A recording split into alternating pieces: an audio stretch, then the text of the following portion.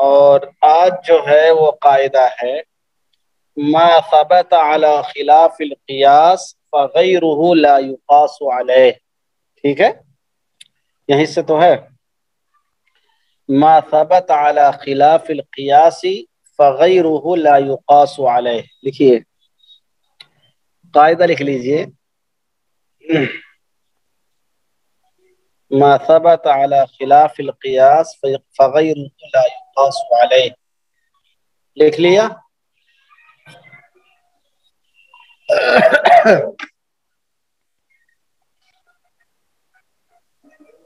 ما ثبت على خلاف القیاس فغیرہ لا یقاس علیہ. ترجمہ لکھے اس کا ہے، جو چیز خود خلاف قیاس ثابت ہو، جو چیز خود خلاف قیاس ثابت ہو،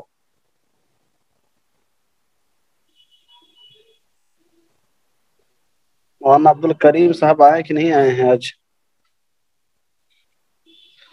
جو چیز خود خلاف قیاس ثابت ہو تو کسی دوسری چیز کو اس پر قیاس نہیں کیا جا سکتا، تو کسی دوسری چیز کو اس پر قیاس نہیں کیا جا سکتا. ما ثبت على خلاف القیاس فغیرہ لا یقاس علیہ. جو چیز خود خلاف قیاس ثابت ہو تو کسی دوسری چیز کو اس پر قیاس نہیں کیا جا سکتا ہے. سمجھ رہے ہیں؟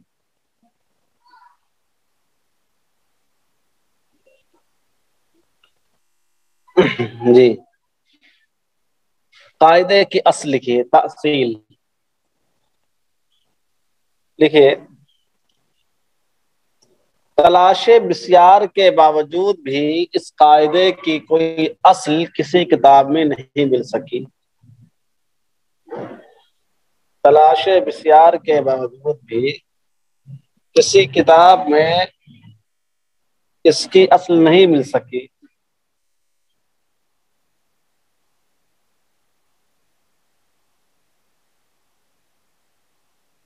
لیکن حضرت خزیمہ کی شہادت والی روایت کو حضرت خزیمہ رضی اللہ عنہ کی شہادت، شہادت والی شہادت نہیں، مرنے والی شہادت بلکہ گواہی والی، سمجھ رہے ہیں، کہ شہادت والی روایت، یعنی من شہید لہ خزیمہ، من شہید لہ خزیمہ فہو حسبہ.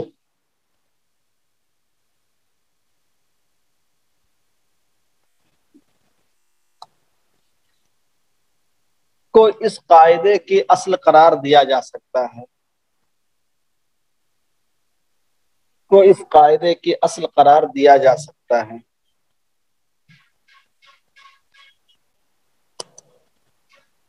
اس روایت میں محل استشہاد یہ ہے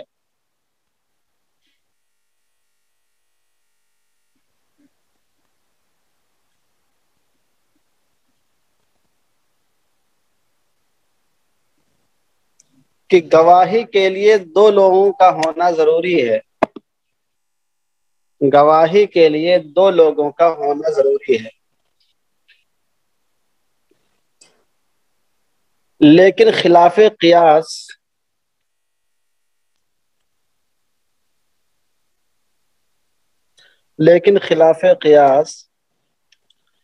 حضرت خزیمہ کی گواہی دو لوگوں کے برابر قرار دی گئی ہے.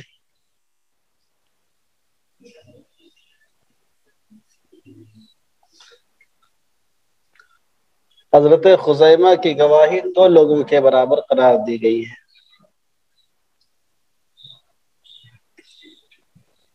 اور اس پر تمام امت کا اجماع ہے،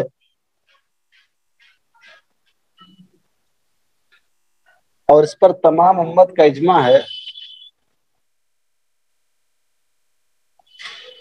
کہ حضرت خزیمہ کے اوپر کسی شخص کو قیاس نہیں کیا جا سکتا ہے.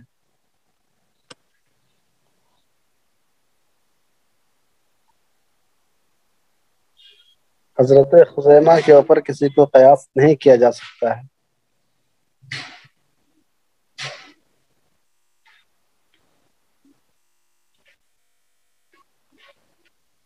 گویا ما ثبت علی خلاف القیاس فغیرہ لا یقاس علیہ والی بات اس واقعے میں موجود ہے، اس واقعے میں موجود ہے۔ ٹھیک ہے، بات سمجھ میں کہ نہیں آئی؟ اس کی اصل کہیں مستقل میں نے تلاش کی، تقریباً 18-20 کتابوں میں دیکھا، لیکن کسی نے اس کی اصل نہیں لکھی ہے۔ جو بات سمجھ میں آئی وہ آپ کو ہم نے لکھائی ہے، سمجھ رہے ہیں؟ تو حضرت خزیمہ کی روایت جو حضرت خزیمہ کی جو شہادت ہے، گواہی ہے، وہ 2 لوگوں کے برابر قرار دی گئی ہے، تو یہ خلاف قیاس بات ہوئی، اور اس پر کسی کا پھر قیاس نہیں کیا گیا ہے، یعنی کسی اور شخص کی گواہی 2 کے برابر نہیں ہو سکتی ہے، چاہے ان سے بڑا صحابی ہو، چاہے ان سے چھوٹا صحابی ہو، چاہے عام امتی ہو، سمجھ رہے ہیں؟ تو یہ اس واقعے کے اندر یہ بات موجود ہے کہ جو چیز خلاف قیاس ثابت ہو اس پر دوسری چیز کو قیاس نہیں کر سکتے ہیں۔ اب لکھیے صاحب،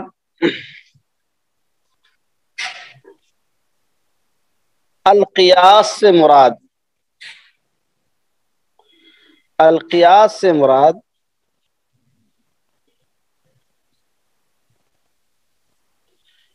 اس قاعدے میں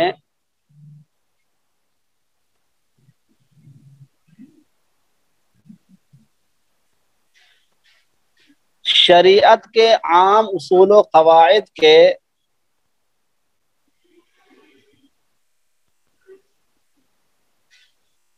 تقاضوں کے مطابق ہونا ہے۔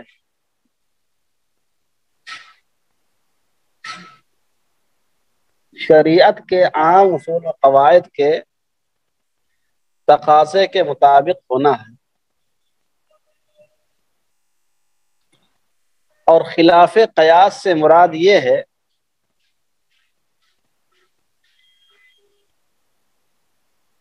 اور خلاف قیاس سے مراد یہ ہے کہ جو باتیں عام اصول و قواعد کے خلاف ہوں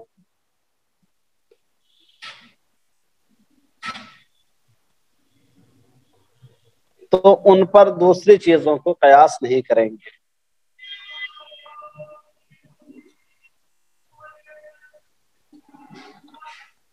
دیکھیے، قاعدۃ ما ثبت علی خلاف القیاس، قاعدۃ ما ثبت علی خلاف القیاس فغیرہ لا یقاس، فغیرہ لا یقاس دراست تحلیلیہ، دراست تحلیلیہ، صفحہ 6، صفحہ 6، از عبد الرحمن کیلانی، از عبد الرحمن کیلانی، عبد الرحمن کیلانی، ڈاکٹر عبد الرحمن کیلانی نے مستقل اسی قاعدے کو موضوع بنا کر لکھا ہے، ایک کتاب مرتب کی، اس کا نام ہی ہے قاعدۃ ما ثبت ما ثبت علی القیاس فغیرہ لا یقاس دراست تحلیلیہ۔ تو اس کتاب میں انہوں نے بات لکھی ہے، لیکن یہ بات آپ کو سمجھ میں نہیں آئی ہوگی، تھوڑا سمجھاتا ہوں۔ اس میں جو لفظ ما ثبت علی خلاف القیاس لفظ استعمال کیا ہے، تو اس قیاس سے مراد کیا ہے؟ اس قیاس سے مراد یہ ہے کہ جو باتیں شریعت کے عام اصولوں کے مطابق، سمجھ رہے ہیں، شریعت کے عام اصولوں کے مطابق، مسلمہ اصول و قواعد کے مطابق جو چیزیں ہوتی ہیں وہ یہاں پر قیاس سے مراد لی گئی ہیں، سمجھ رہے ہیں؟ اور خلاف قیاس سے مراد یہ ہے کہ جو چیزیں شریعت کے عام اصولوں سے ہٹ کر ثابت ہوں تو دیگر چیزوں کو ان پر قیاس نہیں کریں گے۔ جیسے حضرت خزیمہ کی بات شریعت کے عام اصولوں سے ہٹ کے کہ نہیں ہے؟ حضرت خزیمہ کی گواہی والی بات شریعت کے عام اصولوں سے ہٹ کر ہے کہ نہیں ہے؟ تو یہ خلاف القیاس ہوا، بات سمجھ میں آئی؟ اور آگے لکھیے لا یقاسو سے مراد، لا یقاسو سے مراد لکھیے، لا یقاسو سے مراد وہ قیاس ہے، لا یقاسو سے مراد وہ قیاس ہے جو اصول فقہ کی کتابوں میں پایا جاتا ہے، جو اصول فقہ کی کتابوں میں پایا جاتا ہے، یہ اصلی قیاسے والا ہے۔ پہلا والا جو القیاس استعمال ہوا ہے وہ شریعت کے مسلمہ اصول و قواعد مراد لیے گئے ہیں، اور لا یقاسو میں یہ اصلی والا قیاس مراد لیا گیا ہے جو اصول فقہ میں پایا جاتا ہے۔ بس سمجھ میں آئی؟ اب لکھیے القیاس کی تعریف، قیاس یہاں پر جو آیا ہے لا یقاس والا، قیاس کی تعریف لکھیے، القیاس هو الحاق واقعۃ،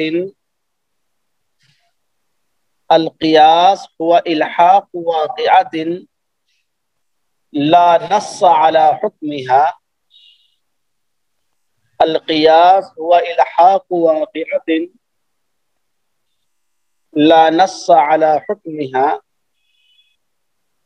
بواقعة ورد نص بحكمها، بواقعة ورد نص بحكمها، القياس هو الحاق واقعة لا نص على حكمها بواقعة ورد نص بحكمها لتساوي الواقعتين، لتساوي الواقعتين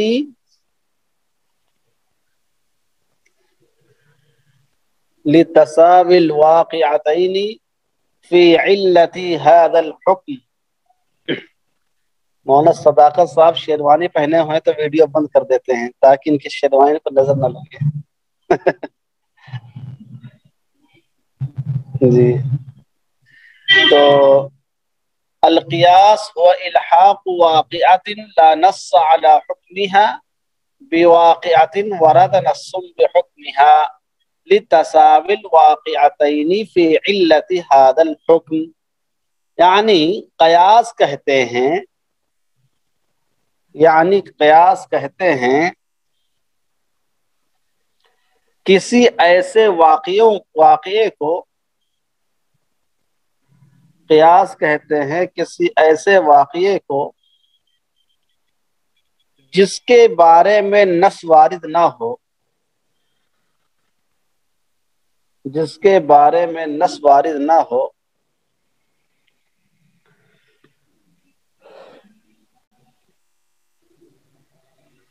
وہی حکم دے دینا،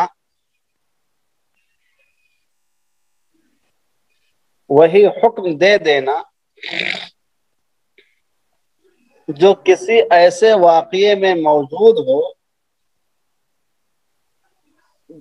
جو کسی ایسے واقعے میں موجود ہو جس پر نص وارد ہوئی ہو، جس پر نص وارد ہوئی ہو۔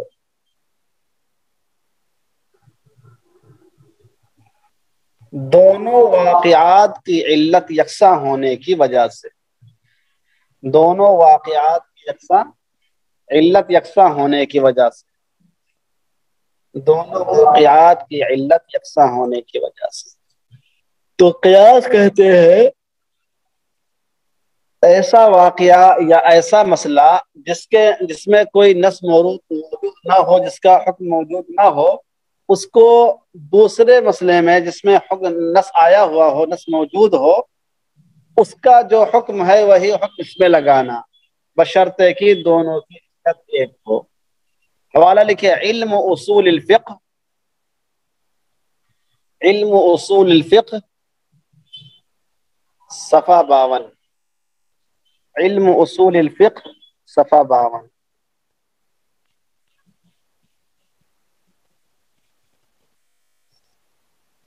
دیکھیے مثلا شراب حرام ہے، مثلا شراب حرام ہے، اور اس کی حرمت نص سے ثابت ہے، مثلا شراب حرام ہے اور اس کی حرمت نص سے ثابت ہے، اور اس کی علت سکر یعنی نشہ ہے، اور اس کی علت سکر یعنی نشہ ہے۔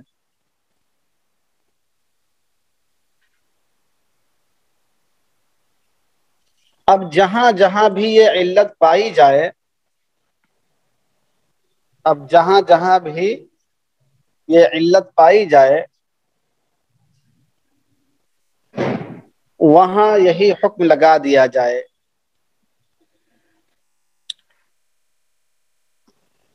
مثلاً چرس،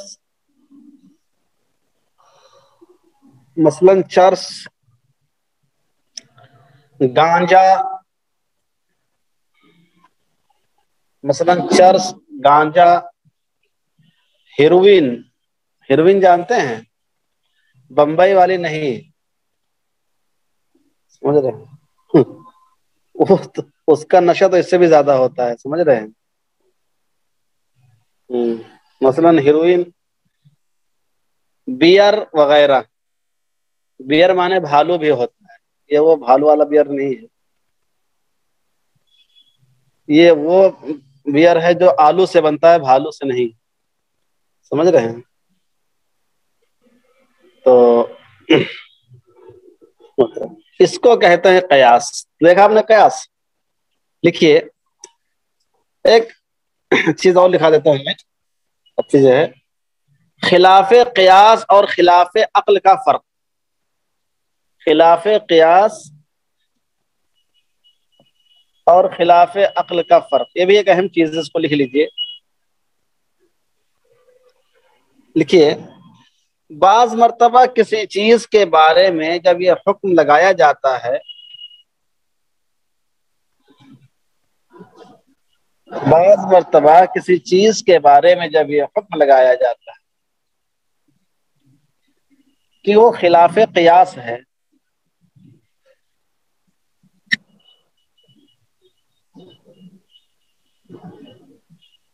کہ وہ خلاف قیاس ہے،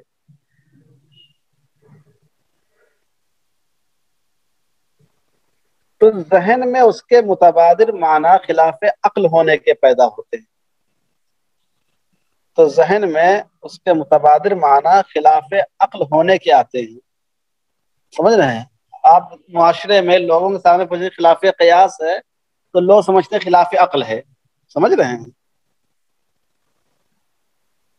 تو ذہن میں اس کے متبادر معنی خلاف عقل ہونے کے آتے ہیں، حالانکہ خلاف قیاس اور خلاف عقل میں بڑا فرق ہے۔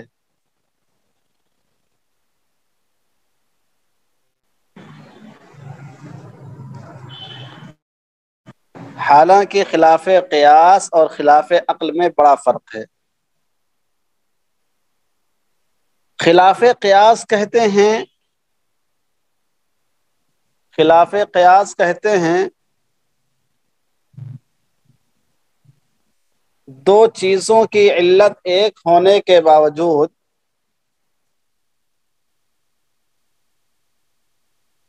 دو چیزوں کی علت ایک ہونے کے باوجود کسی وجہ سے دونوں کا حکم الگ الگ ہو، کسی وجہ سے دونوں کا حکم الگ الگ ہو۔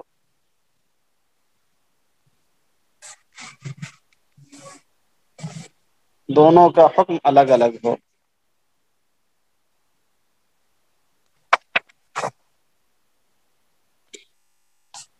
یہ ضروری نہیں کہ جو چیز خلاف قیاس ہے وہ خلاف عقل بھی ہو،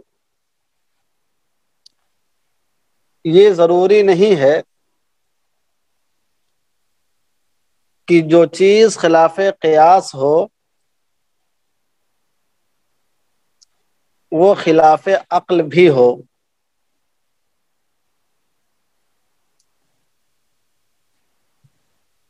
بلکہ ایسا ہو سکتا ہے کہ جو چیز خلاف قیاس ثابت ہو، بلکہ ایسا ہو سکتا ہے کہ جو چیز خلاف قیاس ثابت ہو وہ عقل کے عین مطابق ہو۔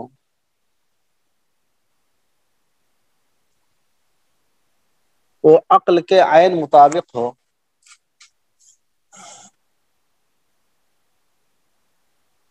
وہ عقل کے عین مطابق ہو۔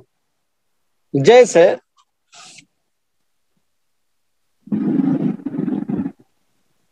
جیسے بیع معدوم ناجائز ہے، جیسے بیع معدوم ناجائز ہے،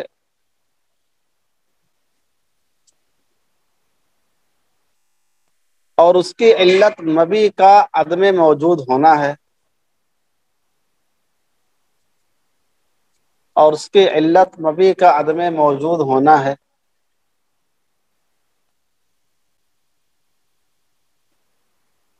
جبکہ بیع استثناء یعنی ایڈوانس بکنگ، ایڈوانس بکنگ نہیں بولتے اس کو، کیا بولتے ہیں؟ آرڈر پر، ایڈوانس آرڈر، جبکہ بیع استثناء جائز ہے، جبکہ یہاں بھی حالانکہ یہاں بھی مبیع معدوم ہے، حالانکہ یہاں بھی مبیع معدوم ہے،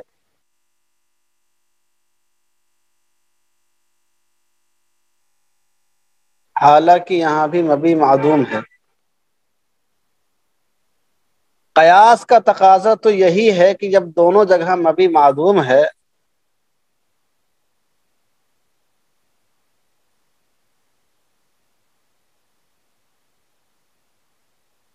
قیاس کا تقاضا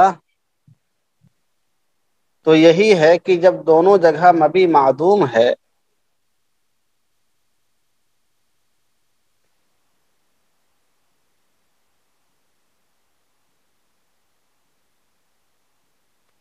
تو حکم بھی دونوں کا یکساں ہو، تو حکم بھی دونوں کا یکساں ہو،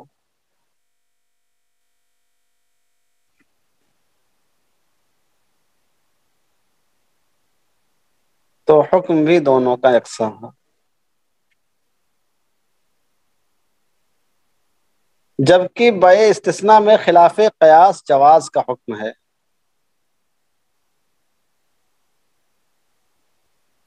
جبکہ بیع استثناء میں خلاف قیاس جواز کا حکم ہے،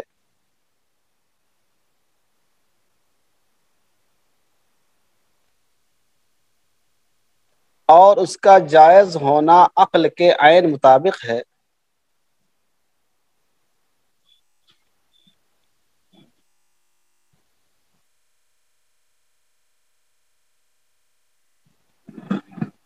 اس سے معلوم ہوا کہ جو چیز خلاف قیاس ثابت ہے، اس سے معلوم ہوا کہ جو چیز خلاف قیاس ثابت ہے وہ در حقیقت عقل کے عین مطابق ہے۔ کیا خیال؟ عقل کے مطابق ہے کہ نہیں؟ تو خلاف قیاس اور خلاف عقل ہونا دونوں الگ الگ چیزیں ہیں، دونوں میں فرق کرنا چاہیے آپ۔ تو آپ کے سامنے قاعدہ کا ترجمہ آ گیا، قاعدے کی میں القیاس سے مراد کیا ہے وہ آ گیا، لا یقاس علیہ سے مراد ہے وہ کیا آ گیا، اور خلاف قیاس اور خلاف عقل کا فرق آ گیا۔ اب لکھیے کہ اس قاعدے میں، اب لکھیے اس قاعدے میں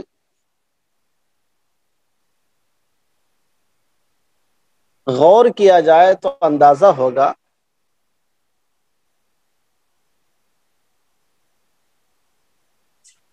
غور کیا جائے تو اندازہ ہوگا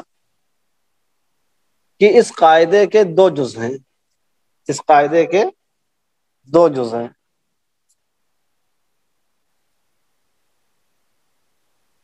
ایک ہے ما ثبت علی خلاف القیاس، ایک ہے ما ثبت علی خلاف القیاس، اور دوسرا ہے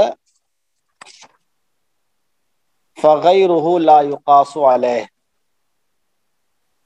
دوسرا ہے فغیرہ لا یقاس علیہ۔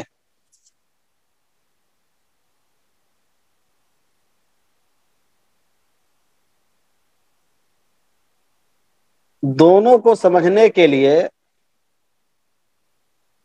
الگ الگ مثالوں کا لکھنا مناسب ہوگا۔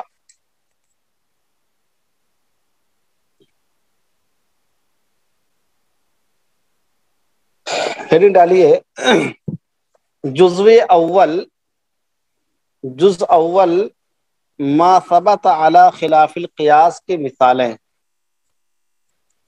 جز اول ما ثبت علی خلاف القیاس کی مثالیں۔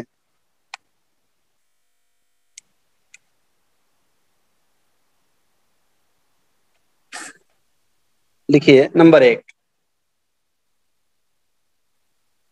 شریعت نے بیع معدوم کو ناجائز کہا ہے۔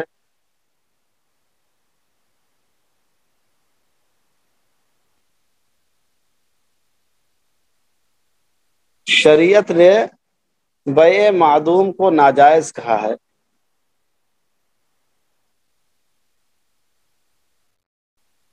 اس لیے کہ مبیع کا موجود نہ ہونا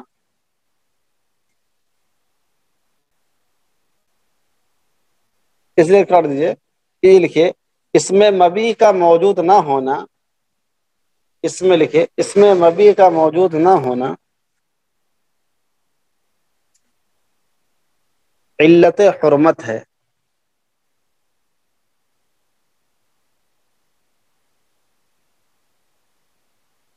چنانچہ جہاں جہاں بھی علت پائی جائے گی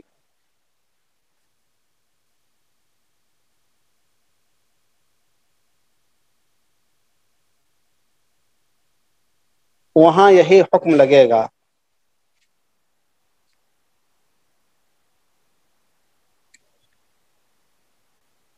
لیکن ضرورتاً بیع سلم اور بیع استثناء کو جائز قرار دیا گیا۔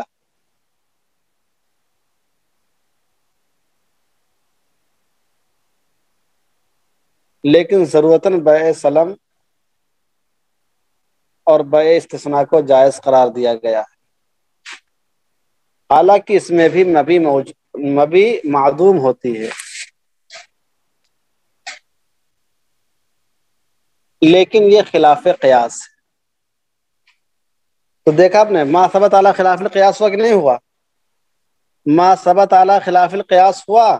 قیاس کا تقاضا یہ ہے کہ معدوم اگر ہے مبیع تو جائز نہیں ہونا چاہیے بیع، لیکن معدوم ہونے کے باوجود بھی بیع سلم جائز ہے، بیع استثناء جائز ہے کہ نہیں؟ ایک مثال اور لکھیے، ایسے ہی مسئلہ قفیز طحان، ایسے ہی مسئلہ قفیز طحان ہے کہ عامل کو اس کے عمل کی اجرت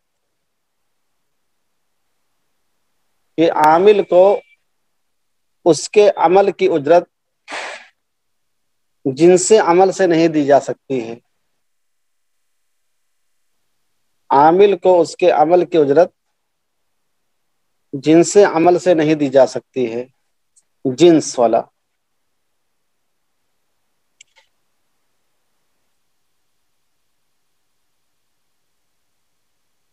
اس علت کا تقاضا یہ ہے کہ جہاں بھی علت پائی جائے، اس علت کا تقاضا یہ ہے کہ جہاں بھی علت پائی جائے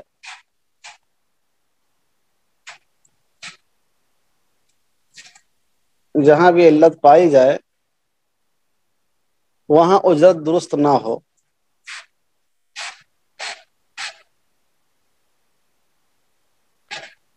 لیکن مزارعت اور مساقات میں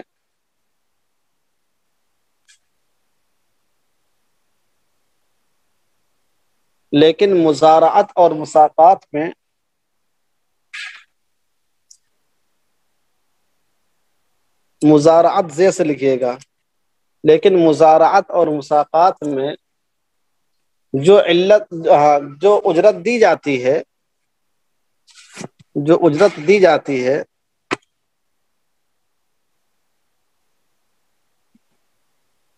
وہ بھی جنس عمل سے ہوتی ہے،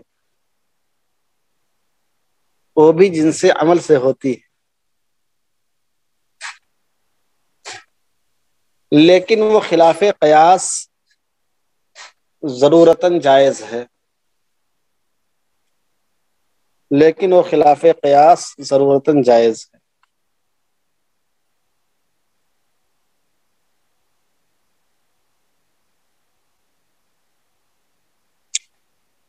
تو دیکھا آپ نے کہ یہاں وہاں پر بھی جنس عمل سے اجرت دینا ناجائز ہوتا ہے، حالانکہ مزارعت اور مساقات میں جائز قرار دیا گیا ہے۔ تو ما ثبت علی خلاف القیاس ہو کہ نہیں ہوا؟ اس میں مزارعت اور مساقات ما ثبت علی خلاف القیاس ہے کہ نہیں ہے؟ بولیے، سمجھ میں نہیں آ رہا ہے کیا؟ مثال نہیں سمجھ میں آ رہی ہے؟ واضح تو ہے۔ پہلے والے مسئلے میں بیع سلم اور بیع استثناء یہ دونوں خلاف قیاس ثابت ہوئے، اور اسی طریقے سے دوسرے والے مسئلے میں مزارعت اور مساقات یہ کیا ہیں؟ خلاف قیاس ثابت ہوئے ہیں۔ نمبر 3 لکھیے، مثال اور لکھیے۔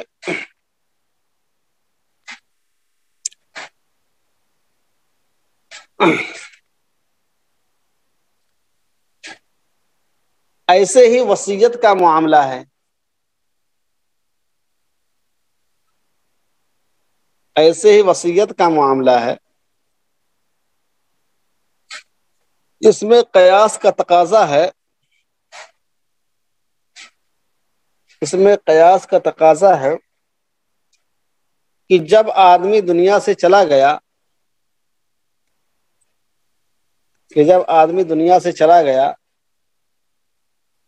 اور کسی چیز کا مالک نہیں رہ گیا، تو وہ کسی چیز کا مالک نہیں رہ گیا، تو اس کی وصیت بھی نافذ نہیں ہونی چاہیے، تو اس کی وصیت بھی نافذ نہیں ہونی چاہیے۔ لیکن خلاف قیاس اس کی وصیت نافذ کی جاتی ہے، یعنی قیاس کا تقاضا یہ ہے کہ جب اس کی ملکیت نہیں ہے تو اس میں وصیت نافذ نہیں ہونا چاہیے۔ وصیت تو اسی چیز میں نافذ ہونا چاہیے جس میں آدمی کی ملکیت ہو، اب جب مر گیا تو اس کی ملکیت ختم ہو گئی، تو قیاس کا تقاضا تو یہی ہے کہ ملکیت نہ ہونے کی وجہ سے وصیت نافذ نہ ہو، لیکن خلاف قیاس یہ نافذ کیا گیا ہے۔ اسی طرح گواہی کے لیے 2 گواہوں کا ہونا ضروری ہے، مثال اور لکھیے۔ اسی طرح گواہی کے لیے 2 گواہوں کا ہونا ضروری ہے،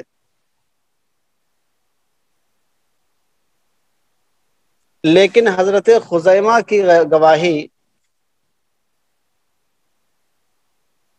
خلاف قیاس 2 لوگوں کے برابر قرار دی گئی ہے۔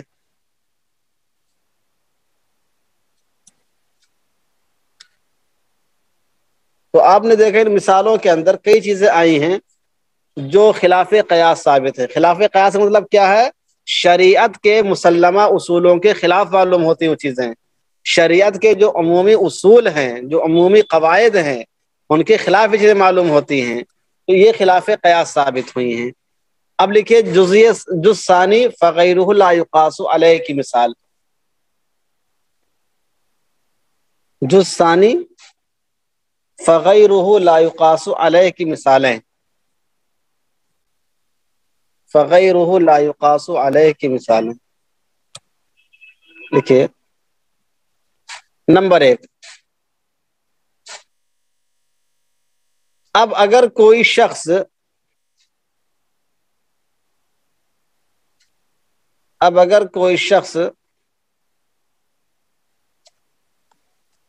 بیع استثناء یا بیع سلم پر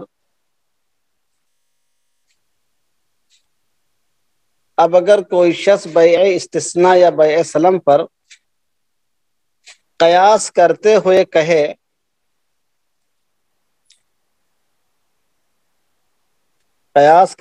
کہے کہ جب یہاں مبی کی بیع جائز ہے، کہ جب یہاں مبی کی بیع نہیں مبی کہہ رہے ہیں، ہاں ٹھیک ہے، جب یہاں مبی معدوم کی بیع کہہ لیجیے، مبی معدوم کی بیع جائز ہے،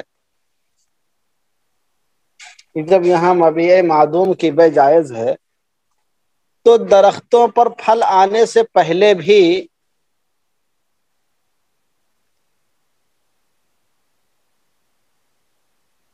درختوں پر پھل آنے سے پہلے بھی ان کی بے جائز ہونی چاہیے.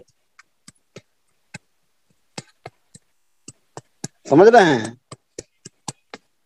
تو خلاف قیاس پہ قیاس کر رہا ہے کہ نہیں کر رہا ہے؟ خلاف قیاس پہ قیاس کر رہا ہے کہ نہیں کر رہا ہے؟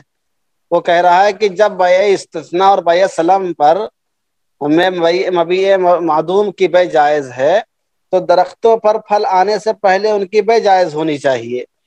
تو اس سے کہا جائے گا، کیا کہا جائے گا؟ لکھیے آگے. اس سے کہا جائے گا کہ بیع استثناء و سلم خلاف قیاس جائز ہیں. بیع استثناء و بیع سلم خلاف قیاس جائز ہیں، لہذا ان پر قیاس کر کے کسی اور کو جائز نہیں کیا جا سکتا ہے. اب دونوں مثالوں میں ٹیلی کریے، سمجھ میں آ جائے گا. ما ثبت علی خلاف القیاس، پہلے والی مثال آپ کے ذہن میں ہے کہ بیع استثناء اور بیع سلم یہ خود خلاف قیاس ثابت ہوئے ہیں، کیونکہ شریعت کے جو عام اصول ہے کہ بیع معدوم کی بیع جائز نہیں ہونی چاہیے، جیسے ملاح کی بیع مراقیح کی بیع جائز نہیں قرار دی گئی ہے اور دیگر چیزوں کی بیع نہیں جائز قرار دی گئی ہے، تو ویسے اس کو بھی ناجائز ہونا چاہیے، لیکن خلاف قیاس ہو تو اس کو جائز قرار دیا گیا ہے. تو اب پھل کو جو پیڑوں پہ ابھی نہیں آئے ہیں ان کی بیع کو اس پر قیاس کیا جائے تو درست نہیں ہوگا. ما ثبت علی خلاف القیاس پہلے والے میں دیکھ لیجئے اور فغیر لا یقاس والے یہاں پر دیکھ لیجئے. ہوا کہ نہیں ہوا؟ ارے بات واضح ہوئی؟ اب دوسری مثال دیکھیے. ایسے ہی نمبر دو لکھیے. لہذا کے بعد، ارے واہ، محمد آصف لکھو لہذا کے بعد میں نے لکھایا تھا، لہذا ان پر قیاس کر کے کسی اور کو جائز نہیں کیا جا سکتا ہے. لہذا ان پر قیاس کر کے کسی اور کو جائز نہیں کیا جا سکتا ہے. نمبر دو لکھیے. ایسے ہی کوئی آدمی مزارعت اور مساقات پر قیاس کرتے ہوئے کہے، ایسے ہی کوئی آدمی مزارعت اور مساقات پر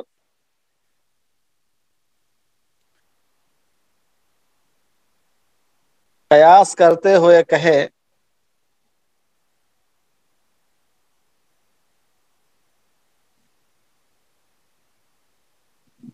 کہ جب یہاں پر عمل کے جنس سے اجرت دی جا رہی ہے، کہ جب یہاں عمل کے جنس سے اجرت دی جا رہی ہے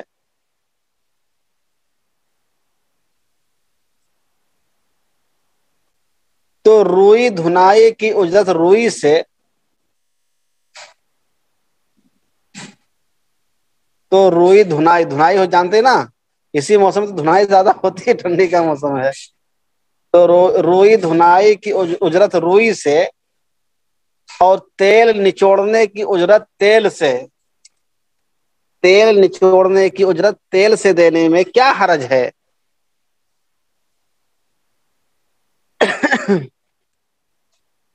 کیا حرج ہے؟ تو اس کو کہا جائے گا کہ جناب والا زیادہ دماغی بننے کی کوشش مت کریے. فقہ و فتاوی کو سمجھنے کے لیے روزانہ آدمی کو بادام کھانا پڑتا ہے اور رغن بادام لگانا پڑتا ہے. سمجھ رہے ہیں؟ اس کے لیے بادام کھانا پڑتا ہے اور روغن بادام لگانا پڑتا ہے. سمجھ رہے ہیں؟ تب بھی آدمی کو سمجھ میں نہیں آتا ہے کہ کیا چیز ہے، فغیرہ لا یقاس کیا کیا آ رہا ہے.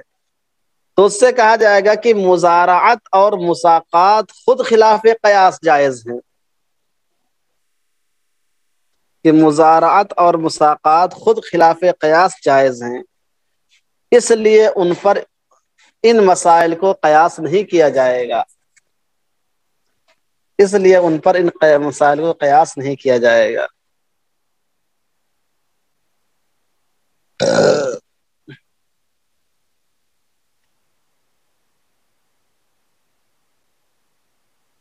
نمبر تین، ایسے ہی کوئی آدمی وصیت پر قیاس کرتے ہوئے، ایسے ہی کوئی آدمی وصیت پر قیاس کرتے ہوئے عاریت اور رہن کے نفاذ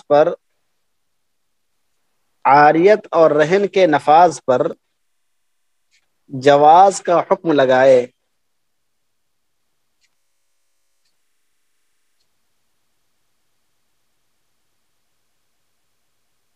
عاریت اور رہن کے نفاذ پر جواز کا حکم لگائے اور یہ کہے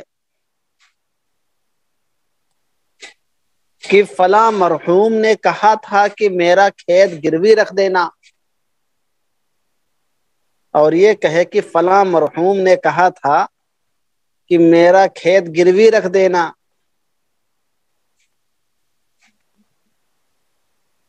یا میری گاڑی عاریت پر لے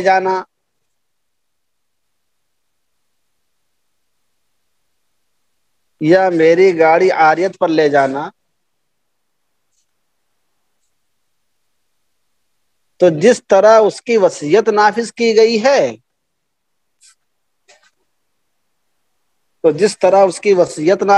گئی ہے اسی طرح رہن اور عاریت بھی نافذ ہونی چاہیے۔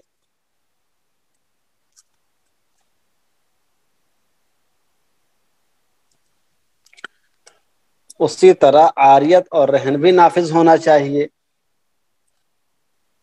تو اس سے کہا جائے گا کہ وصیت خود ہی خلاف قیاس ہے، اس لیے اس پر اور کسی کو قیاس نہیں کیا جائے گا۔ ما ثبت على خلاف القياس فغيره لا يقاس عليه، ما ثبت على خلاف القياس فغيره لا يقاس عليه۔ اسی طرح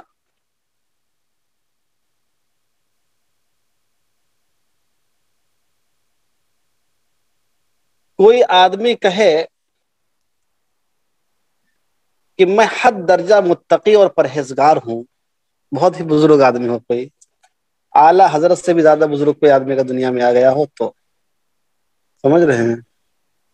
اگر کوئی آدمی کہے میں بہت ہی زیادہ متقی اور پرہیزگار ہوں، اس لیے میری گواہی 2 کے برابر ہونی چاہیے، جیسا کہ حضرت خزیمہ بن ثابت کی تھی،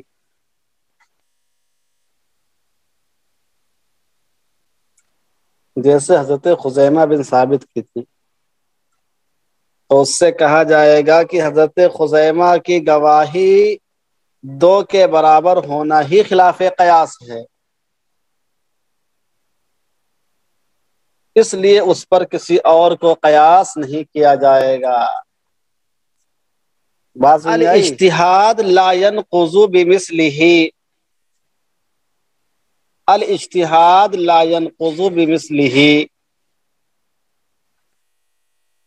الاجتہاد لا ينقض بمثلہ، دیکھا آپ نے؟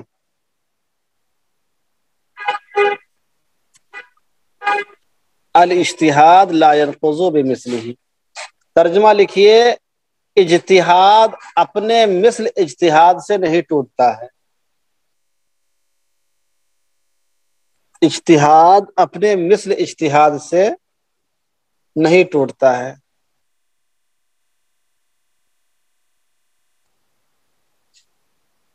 لکھا آپ نے؟ لکھیے تاصیل، اس قاعدے کی اصل کیا ہے؟ لکھیے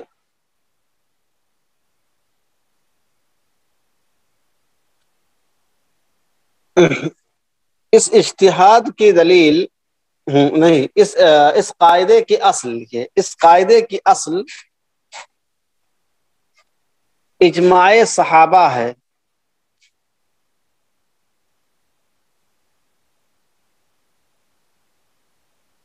اور وہ اس طریقے سے ہے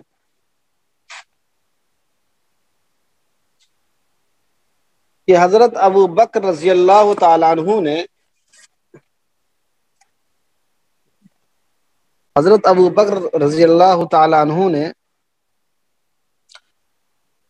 بہت سارے مسائل میں اپنے زمانے میں اجتہاد فرمایا تھا،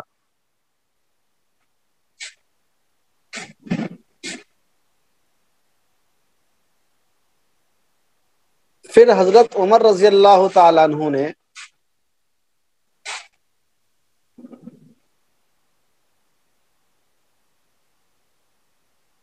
اپنے زمانے میں انہی مسائل میں اجتہاد کیا، انہی مسائل میں اجتہاد کیا، لیکن حضرت ابو بکر کے فیصلے کو ختم نہیں کیا۔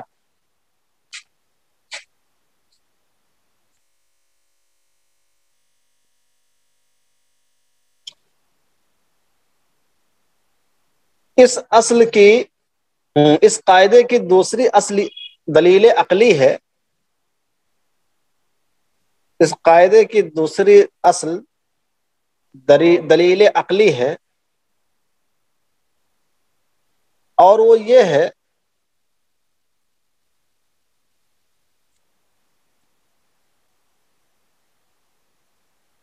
اور وہ یہ ہے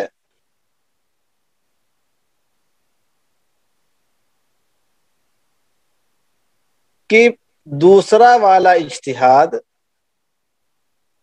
اور وہ یہ ہے کہ دوسرا والا اجتہاد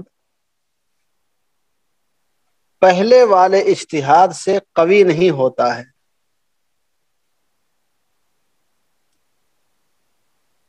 قوی نہیں ہوتا ہے۔ ڈاکٹر عثمان شبیر لکھتے ہیں، ڈاکٹر عثمان شبیر لکھتے ہیں وَمِنَ الْمَعْقُولِ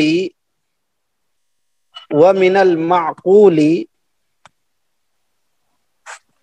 أَنَّ الْاجْتِهَادَ الثَّانِيَ، معقولی لام کے زیر کے ساتھ لکھنا، یا کے ساتھ نہیں۔ وَمِنَ الْمَعْقُولِ أَنَّ الْاجْتِهَادَ الثَّانِيَ لَيْسَ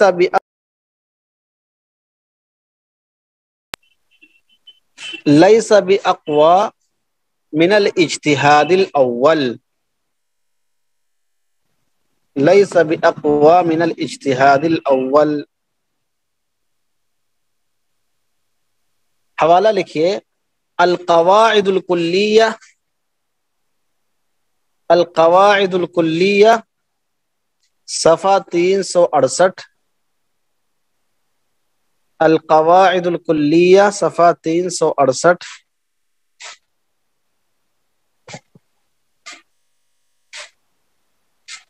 الوجیز فی شرح القواعد صفحہ 32، الوجیز فی شرح القواعد صفحہ 32 لکھا۔ یہ ہو گیا، اس کی اصل ہو گئی۔ دیکھیے قاعدے کا مفہوم، قاعدے کا مفہوم، اس قاعدے کا مفہوم یہ ہے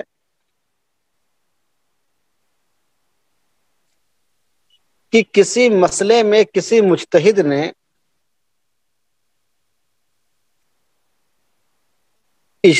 ماضی میں اجتہاد کیا، ماضی میں اجتہاد کیا،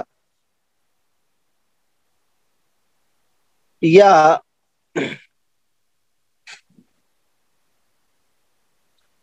قاضی نے فیصلہ کیا،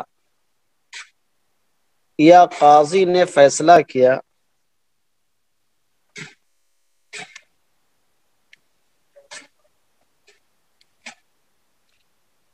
یا کسی شخص نے تحری کیا،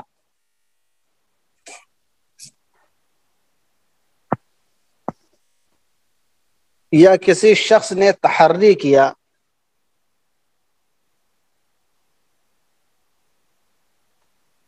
تو دوسرا مجتہد یا قاضی،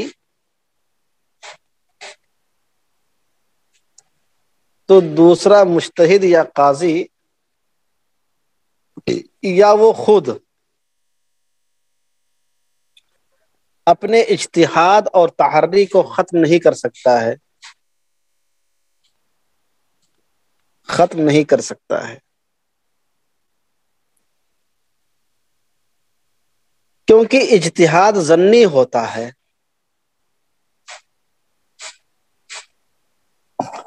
کیونکہ اجتہاد ظنی ہوتا ہے. اگر ایک اجتہاد سے دوسرا اجتہاد ٹوٹنے لگے، اگر ایک اجتہاد سے دوسرا اجتہاد ٹوٹنے لگے تو پھر اجتہادی امور میں استقرار و ثبات قائم نہیں رہ پائے گا. تو پھر اجتہادی امور میں استقرار اور ثبات قائم نہیں رہ پائے گا.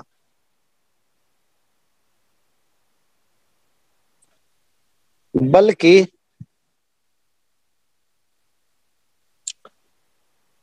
تسلسل اور دور لازم آئے گا.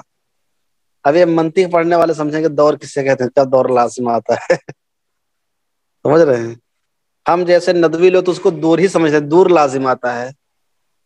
سمجھ رہے ہیں؟ چونکہ ندوی والوں کو نہیں معلوم ہوتا ہے سب. دور لازم آئے گا جو کہ محال ہے.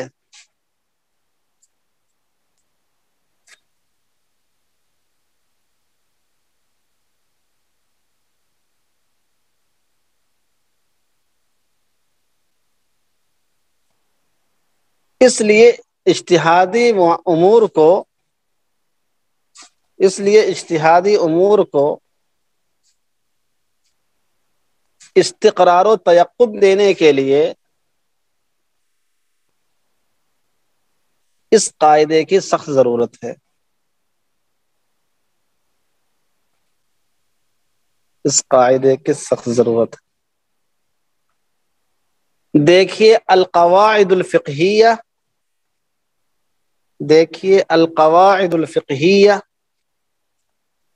وتطبیقاتها فی المذاہب الاربعہ، وتطبیقاتها فی المذاہب الاربعہ، جلد 1 صفحہ 389، جلد 1 صفحہ 389. الوجیز فی ایضاح قواعد الفقہ، الوجیز فی ایضاح قواعد الفقہ، جلد 1 صفحہ 385، جلد 1 صفحہ 385.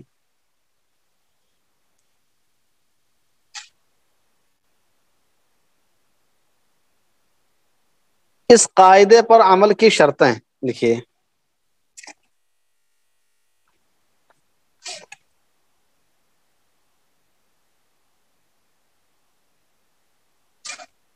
اس قاعدے پر عمل کرنے کے لیے مولانا عبد الکریم صاحب نے اپنا عیب چھپا لیا. اب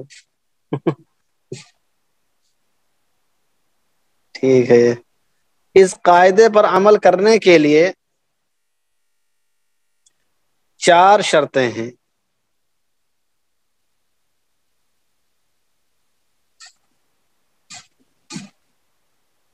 نمبر 1، دوسرا اجتہاد اسی مسئلے میں ہو جس میں پہلا اجتہاد کیا تھا.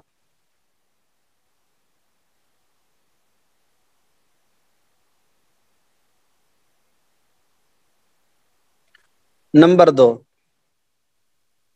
پہلا والا اجتہاد نص کے مخالف نہ ہو. پہلا والا اجتہاد نص کے مخالف نہ ہو. نص یا اجماع بھی لکھ لیجیے، نص یا اجماع کے مخالف نہ ہو.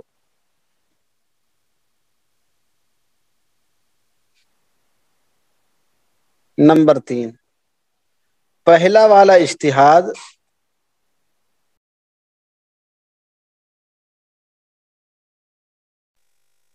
پہلا والا اجتہاد واضح خطا یا ظلم و زیادتی پر مبنی نہ ہو. واضح خطا.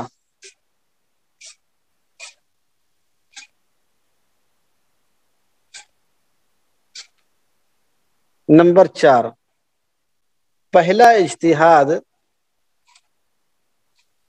اجتہاد مصلحت عامہ کے موافق نہ ہو، مصلحت عامہ کے موافق نہ ہو، اگر یہ شرطیں نہیں پائی جائیں گی تو دوسرے اجتہاد سے پہلا والا اجتہاد ٹوٹ سکتا ہے۔ اگر یہ شرطیں نہیں پائی جائیں گی تو دوسرے اجتہاد سے پہلا والا اجتہاد ٹوٹ سکتا ہے۔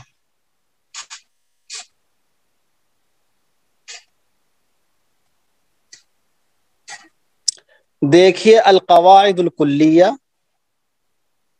دیکھیے القواعد الکلیہ صفحہ 369۔ کوئی صاحب کافی تھوڑا اچھے انداز میں لکھے ہیں تاکہ بعد میں ہم لوگ اس پہ کچھ اچھا کام کر سکیں۔ دیکھیے ایک اہم وضاحت، لکھیے ایک اہم وضاحت،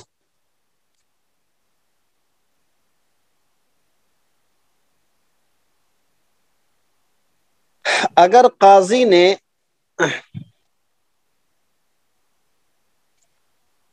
کسی معاملے میں اپنی اجتہاد کی روشنی میں کوئی فیصلہ کیا تھا، اپنی اجتہاد کی روشنی میں کوئی فیصلہ کیا تھا، پھر دوبارہ دوسرے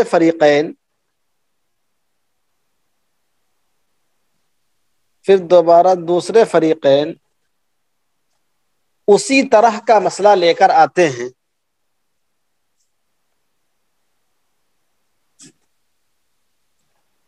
اسی طرح کا دوسرا مسئلہ لے کر آتے ہیں، اور قاضی اس میں اجتہاد کر کے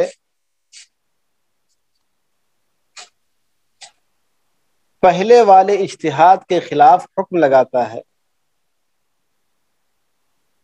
یعنی اس کا جو حکم لگایا تھا وہ حکم نہیں لگا کے دوسرا حکم اس میں لگا رہا ہے، پہلے والے اجتہاد کے خلاف اس میں حکم لگاتا ہے، تو اس کا یہ والا اجتہاد درست ہوگا۔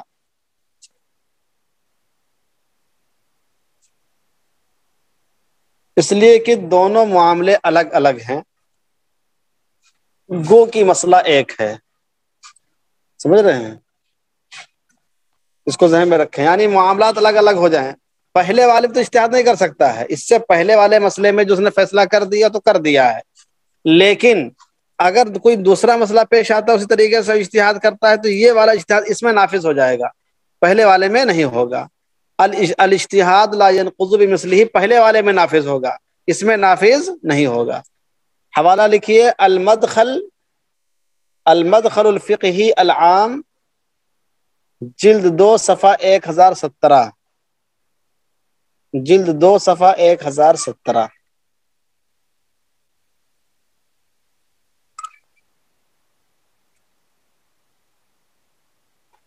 لکھیے،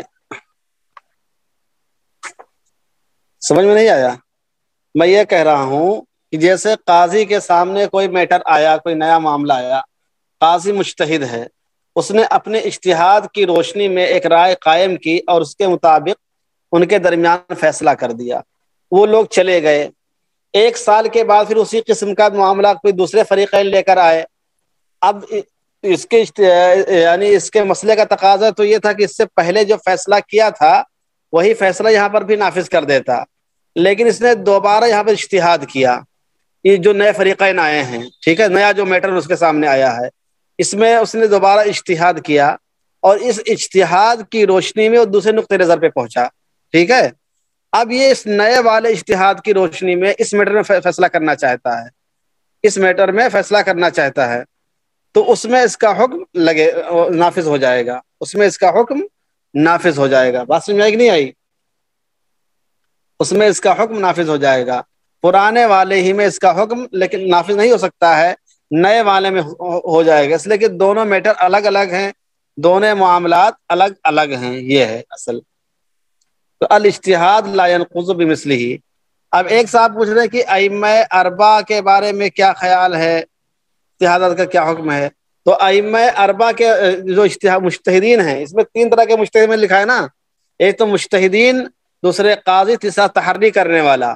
یہ تینوں طرح کے لوگ جو اجتہاد کرتے ہیں، یہ تینوں اس کے اندر شامل ہیں. سمجھ رہے ہیں؟ الوجیز فی ایضاح القواعد کے اندر یہ بات لکھی ہے انہوں نے صفحہ نمبر 385 پر، کہ اجتہاد المجتہدین، حکم القاضی فی القضیۃ المعروضہ، اور مسائل التحدی، تینوں طرح کی چیزیں اس کے اندر شامل ہیں. سمجھ رہے ہیں؟ ہاں. چلیے، اب اس میں ایک چیز لکھنا یہ ہے بہت اہم. لکھیے اس قاعدے کا تعلق، لکھیے اس قاعدے کا استعمال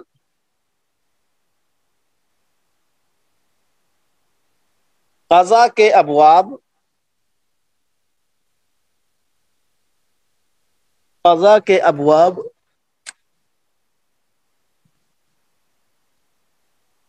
میں زیادہ تر ہوتا ہے، اور کبھی کبھی دیگر ابواب میں بھی اس کا استعمال ہو جاتا ہے. کبھی کبھی دیگر ابواب میں بھی اس کا استعمال ہو جاتا ہے.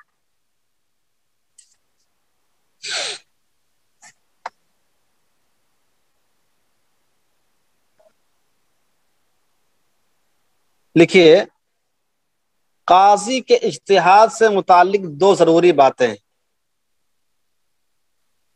قاضی کے اجتہاد سے متعلق دو ضروری باتیں.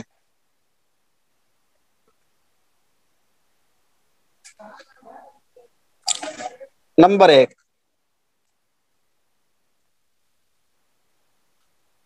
اس قاعدے کا تعلق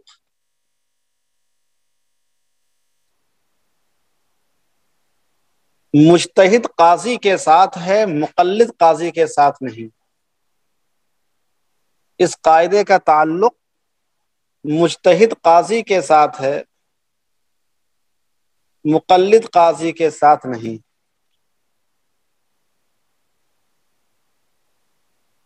اس قاعدے کا تعلق مجتہد قاضی کے ساتھ ہے، مقلد قاضی کے ساتھ نہیں. مقلد قاضی اگر اپنے امام کے قول پر فیصلہ کرے گا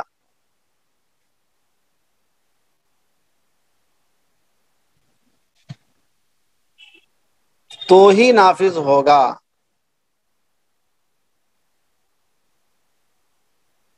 تو ہی نافذ ہوگا.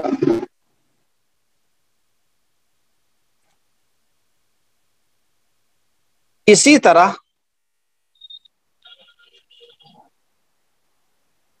اگر اس کو کسی خاص مسلک کے مطابق، اسی طرح اگر اس کو کسی خاص مسلک کے مطابق فیصلہ کرنے کا پابند بنا دیا گیا ہے،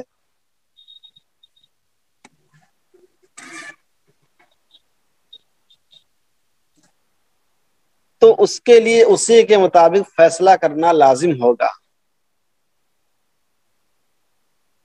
تو اس کے لیے اسی کے مطابق فیصلہ کرنا لازم ہوگا.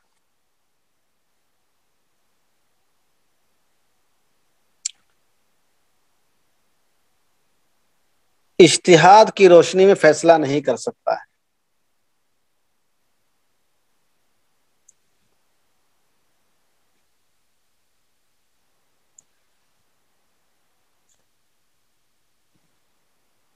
نمبر دو، ایک بات یہ ہو گئی کہ اس قاعدے کا تعلق مجتہد قاضی کے ساتھ ہے، مقلد قاضی کے ساتھ نہیں ہے. مقلد قاضی اپنے مسلک کے مطابق فیصلہ کرے گا. اسی طرح اگر کسی خاص مسلک کا پابند بنا دیا گیا تو اس کے مطابق فیصلہ کرے گا. نمبر دو لکھیے، اگر قاضی نے ظلم پر مبنی فیصلہ کر دیا، اگر قاضی نے ظلم پر مبنی فیصلہ کر دیا تو اس کا فیصلہ نافذ ہوگا یا نہیں؟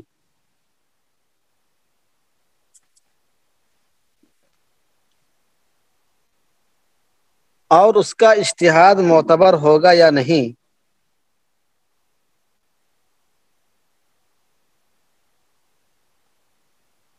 اور اس کا اجتہاد معتبر ہوگا یا نہیں،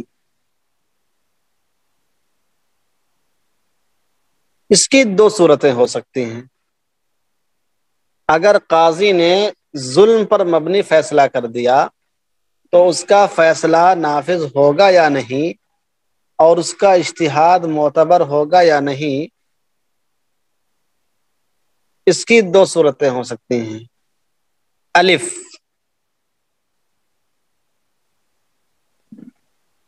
اگر قاضی نے ظلم پر مبنی فیصلہ کیا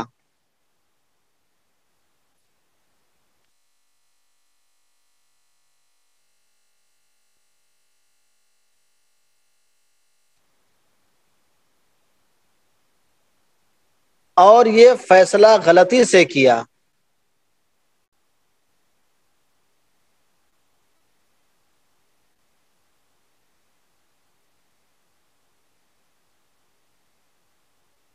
تو پھر اس ظلم کا تدارک اگر کرنا ممکن ہوگا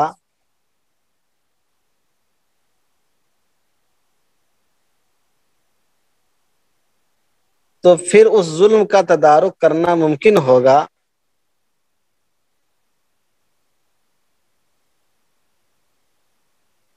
تو اس کا تدارک کیا جائے گا۔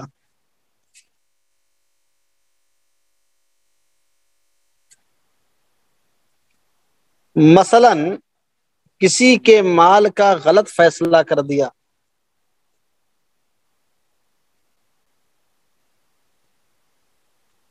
مثلا کسی کے مال کا غلط فیصلہ کر دیا تو مال اصل مالک کو لوٹایا جائے گا۔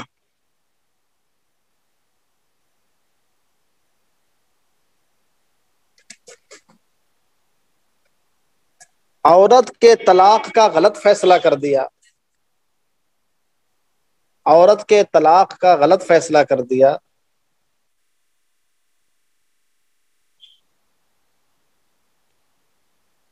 تو اس کو اس کے شوہر کے پاس لوٹایا جائے گا۔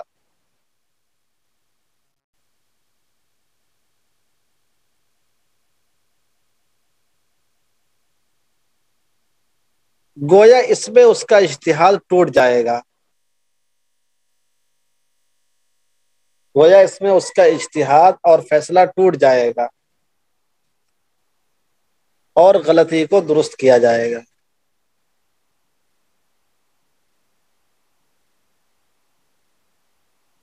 اور اگر اس غلطی کا تدارک ممکن نہ ہو، اور اگر اس غلطی کا تدارک ممکن نہ ہو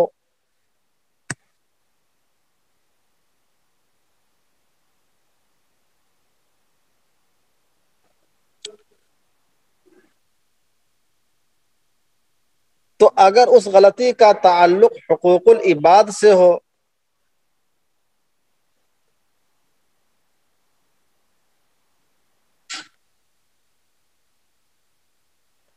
تو اگر اس غلطی کا تعلق حقوق العباد سے ہو، مثلا قصاص کا غلط فیصلہ کر دیا،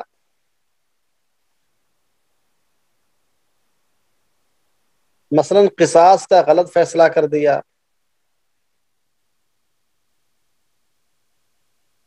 تو مقضی لہو کے مال سے دیت ادا کی جائے گی، تو مقضی لہو کے مال سے دیت ادا کی جائے گی۔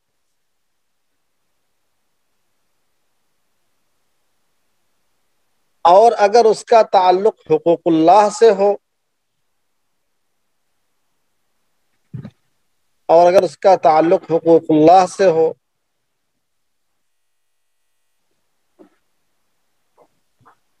مثلا حد سرقہ کا غلط فیصلہ کر دیا،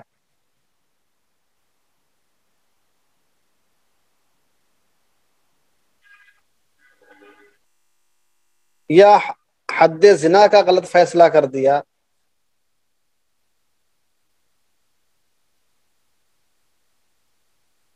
تو بیت المال سے اس کا ہرجانہ ادا کیا جائے گا۔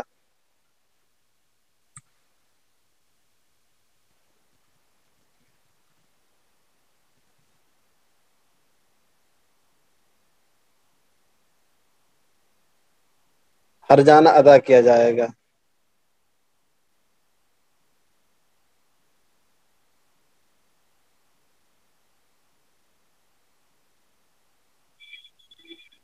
گویا اس میں اس کا فیصلہ باقی رکھا جائے گا، لیکن ظلم کا تدارک ہوگا۔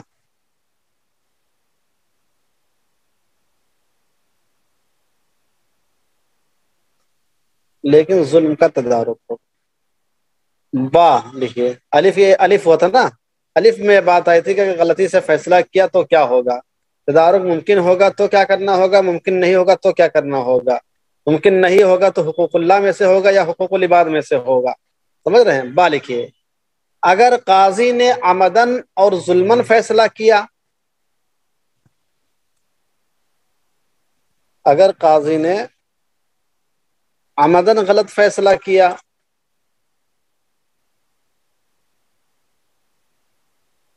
تو قاضی کا فیصلہ توڑ دیا جائے گا، قاضی کا فیصلہ توڑ دیا جائے گا، اور اس کا تاوان قاضی صاحب کو خود ادا کرنا ہوگا۔ سمجھ رہے ہیں؟ قاضی صاحب پھنس جائیں گے اور اس کا تاوان قاضی صاحب کو خود ادا کرنا ہوگا۔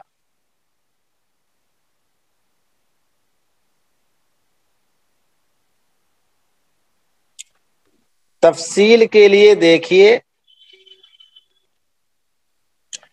شرح القواعد الفقہیہ، شرح القواعد الفقہیہ،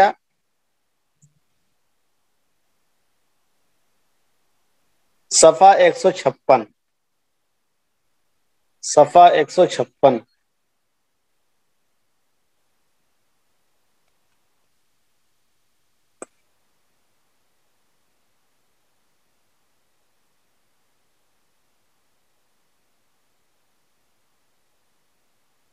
چلیے مثالیں، تطبیقات۔ تھک گئے مولانا الطاف صاحب کیا؟ ہاں، دو ہی ہم کو تو سمجھ میں تو برکت نہیں ہو رہی، کیوں صرف دو ہی قاعدے ہو پا رہے ہیں روزانہ؟ کیا معاملہ ہے؟ کل بمشکل تمام 3 ہوا تھا، ہم سوچے کہ جلدی سے ختم ہو، ابھی تک کے 12 13 تک پہنچے ہم لوگ۔ دیکھیے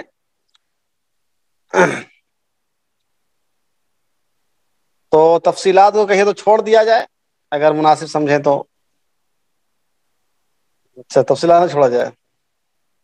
اچھا لکھیے، نمبر 1 مثال لکھیے، اگر کوئی آدمی، اگر کوئی آدمی دوران نماز سمت قبلہ کے بارے میں مشکوک ہو جاتا ہے، اگر کوئی آدمی دوران نماز سمت قبلہ کے بارے میں مشکوک ہو جاتا ہے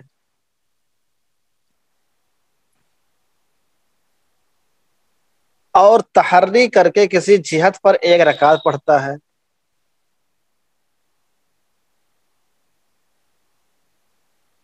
اور تحری کر کے کسی جہت پر 1 رکعت پڑھتا ہے، پھر اس کو شک ہو جاتا ہے،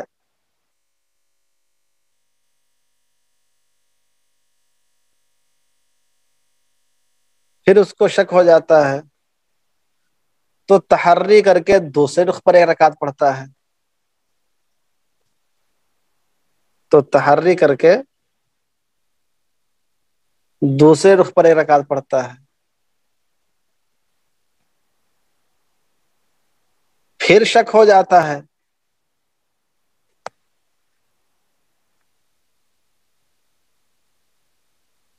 اور تحری کر کے تیسرے رخ پر 1 رکعت پڑھتا ہے،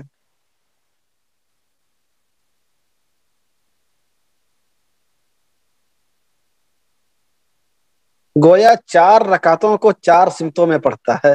نہایت بزرگ آدمی ہو گئے، بہت بڑا مجتہد اعظم ہو گئے۔ گویا 4 رکعتوں کو 4 سمتوں میں پڑھتا ہے۔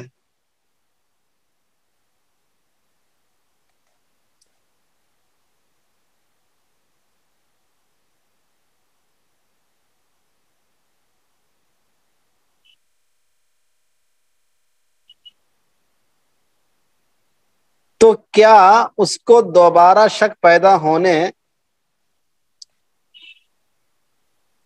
تو کیا اس کو دوبارہ شک پیدا ہونے اور تحری کر کے دوسرا رخ اختیار کرنے سے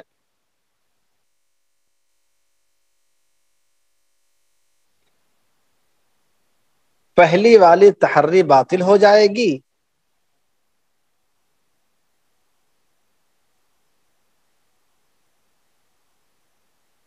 پہلی والی تحری باطل ہو جائے گی؟ الاجتہاد لا ينقض بمثلہ کو دیکھتے ہوئے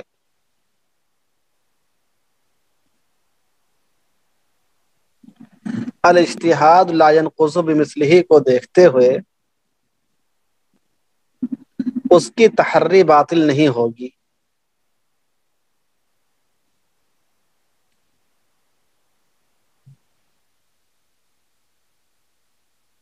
اور اس کی چاروں رکعتیں درست ہو جائیں گی۔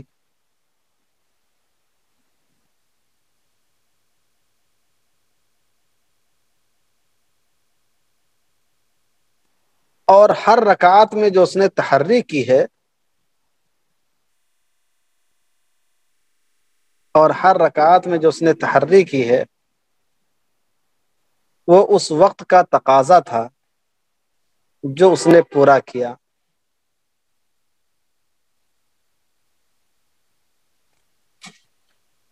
چنانچہ اس پر قضا اور اعادہ لازم نہیں ہوگا۔ مولانا اشفاق صالح صاحب کی انگلیاں دکھنے لگی ہیں۔ قضا، ہاں، اس پر قضا یا اعادہ لازم نہیں ہوگا۔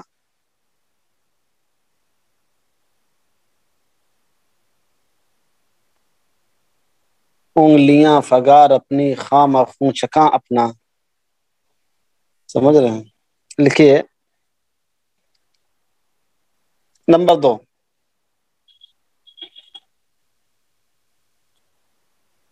مفقود البیوی، مفقود الخبر کی بیوی، مفقود الخبر کی بیوی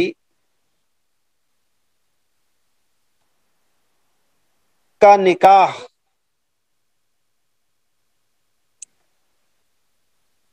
مفقود الخبر کی بیوی کا نکاح مالکی مذہب کے مطابق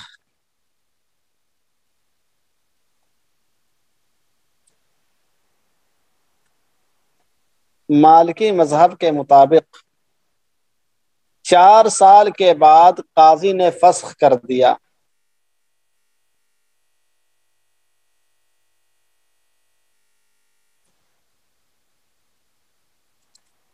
4 سال کے بعد قاضی نے فسخ کر دیا تو یہ فسخ معتبر ہوگا۔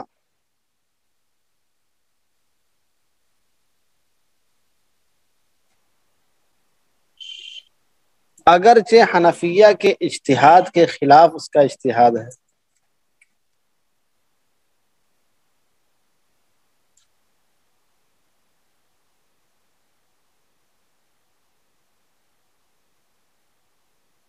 اس میں وجہ یہی ہے کہ چونکہ یہ مسئلہ بعد میں اصل دیکھے تو یہ جو مثال ہے وہ اس قاعدے کے تحت نہیں، اس قاعدے کے الٹا ہے، یعنی اس کا اجتہاد جو ہے معتبر مانا جا رہا ہے۔ اس کے اندر الاجتہاد لا ينقض بمثلہ جو ہے، اس میں اس کا جو اجتہاد معتبر مان لیا گیا ہے، ایک تو ضرورت کی وجہ سے، اور دوسری وجہ یہ ہے کہ اس کا جو اجتہاد یہ والا ہے وہ نئے مسئلے میں ہے، نئے معاملے میں ہے، اگرچہ حنفیہ کے اجتہاد کے خلاف ہے۔ ایک مثال لکھیے،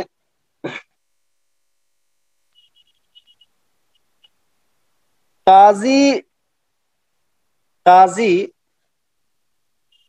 کسی کو فاسق ہونے کی وجہ سے، قاضی کسی کو فاسق ہونے کی وجہ سے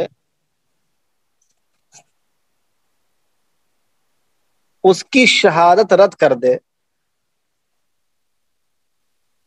اس کی شہادت رد کر دے، پھر وہ شخص توبہ کر لے،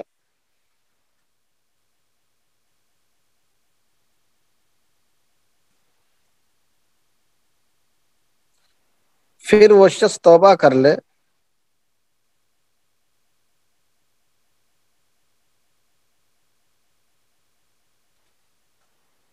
تو قاضی دوبارہ اسی مسئلے میں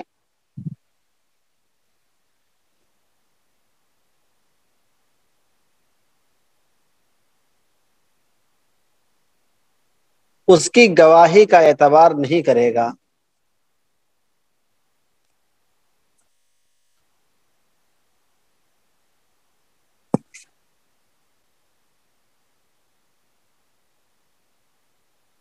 کیونکہ گواہی کا اعتبار کر لینے سے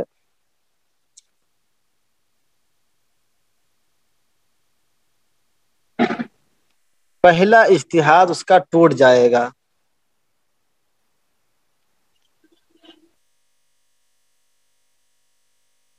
اور قاعدہ ہے الاجتہاد لا ينقض بمثلہ،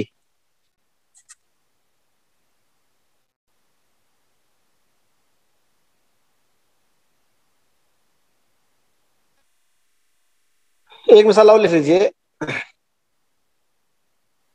ناپاک کپڑے اور پاک کپڑے خلط ملط ہو گئے، ناپاک کپڑے اور پاک کپڑے خلط ملط ہو گئے،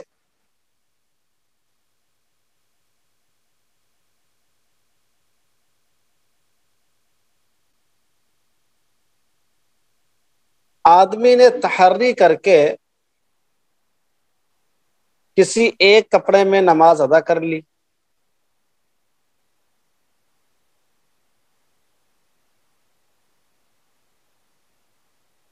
کسی ایک کپڑے میں نماز ادا کر لی،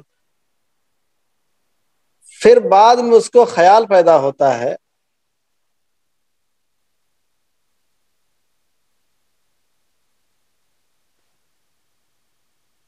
کہ اس کپڑے کے بجائے یہ والا کپڑا پاک ہے،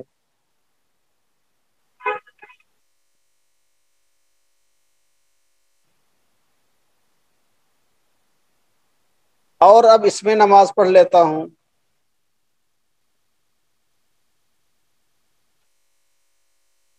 تو ایسا کرنے کی ضرورت نہیں ہے،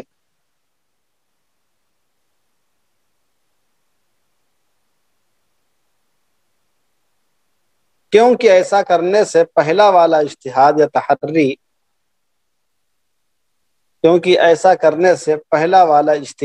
تحری کا نقض لازم آتا ہے۔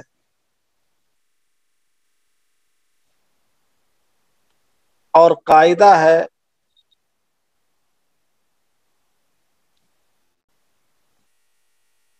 الاجتہاد لا ينقض بمثلہ، ٹھیک ہے، چلیے ٹائم کافی زیادہ ہو گیا آج۔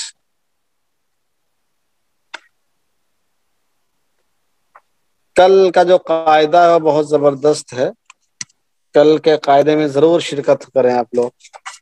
تو آج ماشاءاللہ 2 قاعدے ہوئے، لیکن کافی تفصیلات دونوں قاعدے سے متعلق آ گئی اور بہت اہم باتیں بھی آ گئی ہیں، بہت اہم باتیں ہیں، ان کو آپ ذہن میں رکھیے۔ دونوں قاعدے تھوڑے مشکل تھے، سمجھ رہے ہیں، اس لیے اس میں وقت زیادہ لگ گیا 2 ہی قاعدے میں۔ رکعت کی تحری میں کیا کہہ رہے ہیں؟ رکعت کی تحری میں نقص نہیں آتا، نہیں، رکعت کی تحری کرے گا تو نماز اس کی ہو جائے گی، یعنی ہر اجتہاد کو مستقل ایک اجتہاد مان لیا جائے گا، اس میں اس کا نہیں ضرورت ہے۔ ہاں چلیے ٹائم تو ہو رہا اچھا خاصا۔ سبحان اللہ بحمدہ، سبحانک اللہم وبحمدک، ونشہد ان لا الہ الا انت ونستغفرک ونتوب الیک۔ سبحان اللہ۔